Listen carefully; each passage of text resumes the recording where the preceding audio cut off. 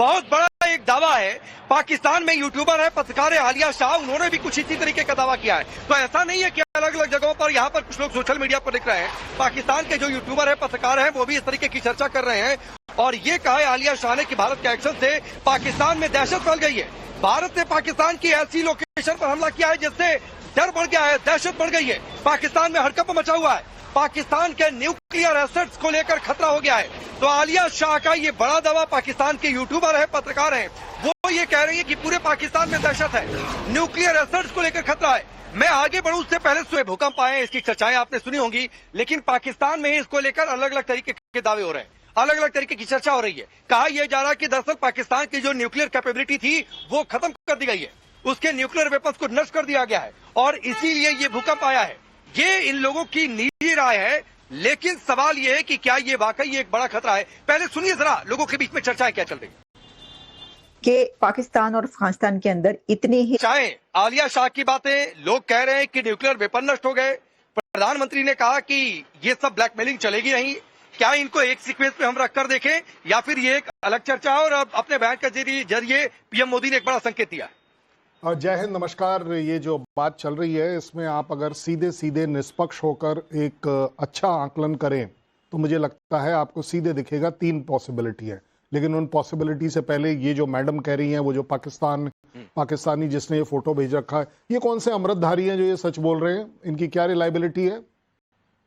इनकी रिलायबिलिटी हमारे air marshal से ज्यादा हो गई।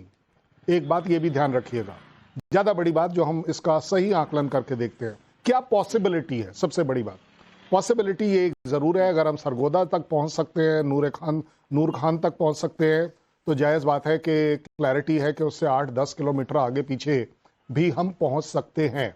और अगर हमारा एम सरगोदा और नूर खान रहा तो क्लैरिटी ये भी है कि हम वहां नहीं जाना चाहेंगे अपने आप में। बट चलिए 1 मिनट के लिए मान भी लेते हैं कि किसी ने कह दिया, एक अफवाह उड़ा दी।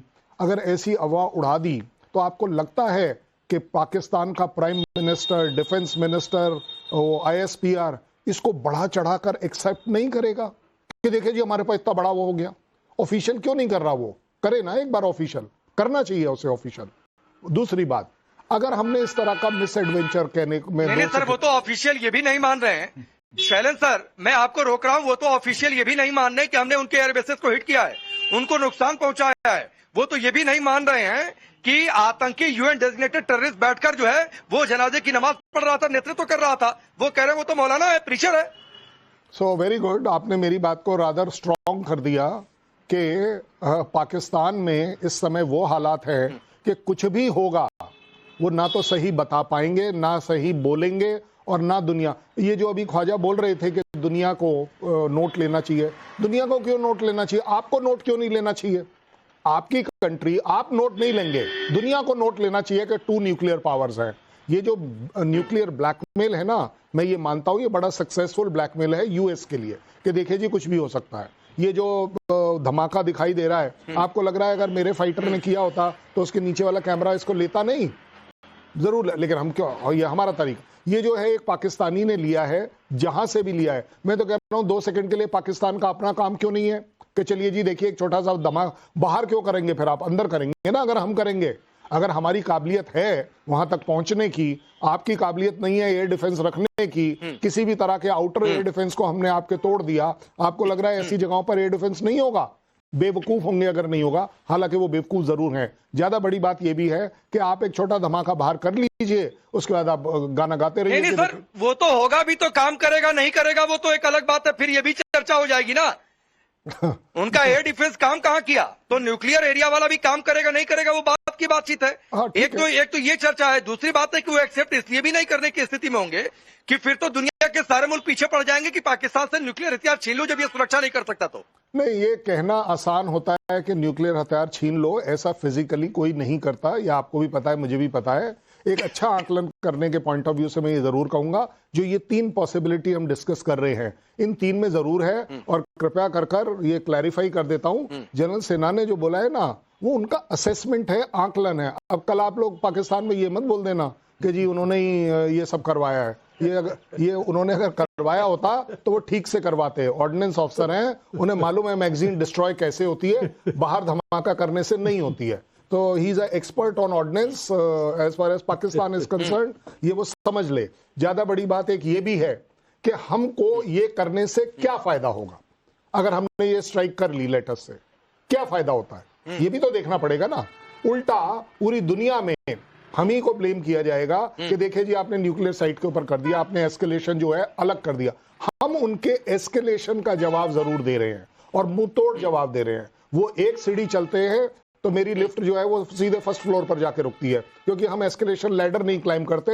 हमारी डेवलपमेंट हमें एक लिफ्ट रखने की आजादी देती है, और उस वजह से हमारा एस्केलेशन अभी तक उन्होंने देखा नहीं है, अभी तक हमने किया भी नहीं है। अभी तक हमने सिर्फ उनको इंडिकेटर्स दिए हैं कि देखिए हम आपके अगर 13 एयरफील्ड तक ऑब्लिक रडार साइट तक। ठीक है सर, अभी तक तो किया नहीं है, तो ये हालत है। वॉरफेयर एक्सपर्ट एनालिस्ट क्या चर्चा कर रहे हैं, मैं आऊंगा, लेकिन एक टिप्पणी उससे पहले श्याम सर आपकी, और टिप्पणी ये है कि एक चीज और है इसमें गौर फरमाने लायक कि ये जब से सीजफायर हुआ उसके कुछ एक आध दिन पहले से जब से भारत ने स्ट्राइक तेज की है, कोई उधर से न्यूक्लियर एटम वाली बातचीत नहीं कर रहा है। नहीं तो 0.25 ग्राम, 1 ग्राम, 1.5 ग्राम, 2 किलो, पता नहीं अलग अलग तरीके के भार वाले वो तमाम परमाणु की बातें होती थी, लेकिन अब वो भी खामोश है। बिल्कुल छोटी टिप्पणी नहीं, थोड़ी बड़ी टिप्पणी करूंगा, समय सही से मिला है मुझे। समुद्र से आया हूं, शांत बातें करूंगा। जो पोस्चरिंग हमने दिखाई है, जो मिनिमम क्रेडिबल डिटरेंस हमें रखना चाहिए, हमने उसका पूरा मैसेज पाकिस्तान को और पूरे विश्व को दे दिया है। हमें सामरिक बातों पे रहना है, हमें आगे सोचना है। हमने जो एयरबेसेस तबाह किए हैं वो विदित है और इंगित है और वेल कनेक्टेड है, और हमारे आइडेंटिफाई करने के हिसाब से जो हमने किया वो हमारे ऑपरेशंस को अंजाम देके पूरी मैसेज को डीजीएमओ, एनओ और एयर ने कवर कर दिया है। उसको अब कुछ समझना नहीं है क्यों हुआ, कैसे हुआ, क्यों हुआ और किस कारण से हुआ। भारत के प्रधानमंत्री का कहना है कि न्यूक्लियर ब्लैकमेल नहीं चलेगा या चल ही नहीं पाएगा, वो जाने, उनकी मर्जी। इतना कड़ा मैसेज जब वो लाल ओवरकोट में पहन के कह रहे थे तो आक्रामक रूप तो समझना चाहिए ना पूरे देश को, विश्व को। उनकी पोस्टरिंग को समझना चाहिए, उनके कड़े मैसेज को समझना चाहिए। आपने रिटेलिएशन किया, हमने आपको पनिशमेंट बड़ा कर दिया, और हम आपको मार नहीं रहे, बदला नहीं ले रहे, आक्रोश भी नहीं है, कुछ भी नहीं है। हम पनिशमेंट के लेवल पे काम कर रहे हैं, हम जज हैं अब। और उस जज में जो हमने सबसे बड़ा रोल किया है, जो पिछले 7-8 दिनों से मैं लगातार कोशिश कर रहा हूं कहने का सभी चैनल पे, कि जो क्रॉस बॉर्डर टेररिज्म को एक्ट ऑफ वार करार करना, यह फ्यूचरिस्टिक मैसेज है। पाकिस्तान इससे चरमरा गया है। और अब जो ट्रिगर टाइट था, देखिए आपने सुना होगा एयर की ब्रीफिंग, उन्होंने कहा कि हम पाकिस्तान से, ये लगातार एनएसए और तीनों सेनाओं की जो प्रधानमंत्री के घर में बैठक हुई 11 और 10 को सुबह, वो क्यों हुई थी? वो उसमें वो मांगने गए थे कि जगह और जगह छूट दीजिए। तो वहां पर हमारी जो सामरिक शक्ति है, हमारा विश्व का जो रोल है, हमारी जो आतंकवाद के साथ नीति से जो हमने संबल बनाया है पूरे विश्व का, वो काम आया है। और उस काम से प्रधानमंत्री ने उन्हें रोका, नहीं तो ब्रीफिंग उनका वो पायलट तो बहुत सारे टारगेट मांग रहा था उसको। मैं तो पायलट हूं नेवी का, मुझे पता है मैं कहां देख रहा हूं। मैं मकरान सिंध कोस्ट को देख रहा हूं, मैं एक एक जगह को देख रहा हूं, काफी अनुभव है उस जगह का मुझे, तो मुझे पता है हम क्या कर सकते हैं। लेकिन एक्ट ऑफ वार की बात कर रहा हूं, सामरिक बातें कर रहे हैं हम, टेक्निकल बातें हम बहुत कर चुके हैं कई चैनल्स में। अब तो वार नहीं हो रहा ना, युद्ध नहीं, संघर्ष नहीं हो रहा ना, तो हम आगे बातें करें ना। तो आगे का मतलब यह है कि जो दुश्मन को हमें ट्रिगर टाइट करके रखा गया था, वो कल सुबह, परसों सुबह वो मिला है। और वो जब हमने वर्ल्ड को दिया, और ये मैं एंटिसिपेट करके 2 चैनल पे मैंने उसी दिन कह दिया था कि 5 बजे शाम को आज कुछ नया मोड़ आने वाला, युद्ध की तरफ नहीं, दूसरे तरफ। और ये जब हुआ तब मुझे लगा कि यस, कुछ हो रहा है। ये आपके चैनल में रिकॉर्डेड है, कई चैनल्स में। तो मैं ये कह चुका था कि एक्चुअली आतंकवाद का जो करार है, किसने उसे घुटनों पे लाया है। ऑब्वियसली भारत की सशस्त्र सेनाओं को सलाम, बिकॉज एक बहुत शानदार विजय है और शानदार घुटने पर तो आया है, घुटने पर तो आया है, लेकिन अभी भी हरकतें अपनी छोड़ नहीं रहा है, बेशर्मी छोड़ नहीं रहा है। कुछ तस्वीरें आपको दिखा दूंगा कि, और बार बार इस बात को लेकर चर्चा होती है कि बेशर्मी क्या हो सकती है। अगर इसका कोई सबसे बड़ा उदाहरण है तो पाकिस्तान है।